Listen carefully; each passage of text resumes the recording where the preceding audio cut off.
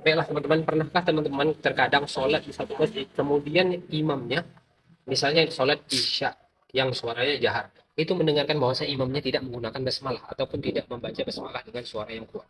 Dan di satu masjid yang lain ketika kita sholat di situ, ada imam membaca dengan suara yang keras. Bismillahnya kedengaran teman-teman. Jadi ini yang mau kita bahas.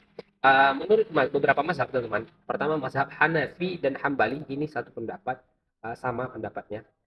Adapun mereka berpendapat basmalah bukan bagian dari Al-Fatihah.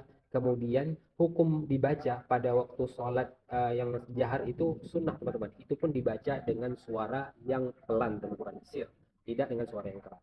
Kemudian selanjutnya yang kedua adalah mazhab Maliki berpendapat Al-Basmalah juga bukan bagian dari Al-Fatihah.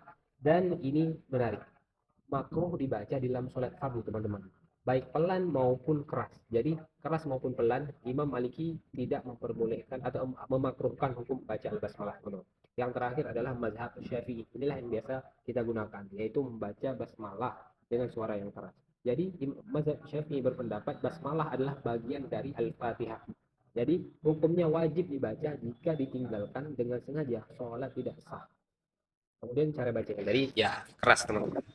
Inilah yang biasa kita gunakan. Adapun mazhab Hambali tadi sama seperti mazhab Hanafi teman-teman. Jadi kalau teman-teman nanti sholat di suatu tempat ataupun di suatu masjid, imamnya tidak membaca basmalah ataupun membacanya dengan suara yang pelan, berarti dia nggak mengikuti mazhab Syafi'i tapi mazhab yang lain. Dan jangan sampai teman-teman menyalahkan karena semuanya ada dalilnya teman-teman. Share dan save video ini untuk amal jariah kita.